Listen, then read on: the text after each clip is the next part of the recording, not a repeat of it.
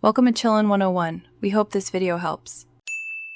You begin by confirming the essentials.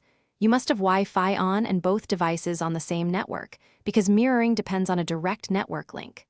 Once done, enable the receiver's mirroring mode, AirPlay, Miracast, or Chromecast, so it's discoverable. Next, on your phone or laptop, open the casting or control center, find the receiver name, and tap to connect. If a pairing prompt appears, approve it so devices trust each other and establish the initial stream. After connecting, you handle the nuanced configuration that affects quality and latency. If the receiver asks for a PIN or shows a code, enter it now. This secures the session and prevents accidental shares. Then make adjustment choices.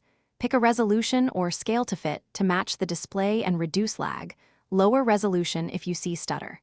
Make sure audio sharing is enabled and verify both device volumes so sound routes correctly. These steps optimize viewing before you proceed to full screen. To finish, stop mirroring from your source app or the receiver's menu so both devices return to normal operation. This prevents battery drain and network hogging. If you need better performance, lower the stream resolution or position devices closer to the Wi-Fi router to cut interference.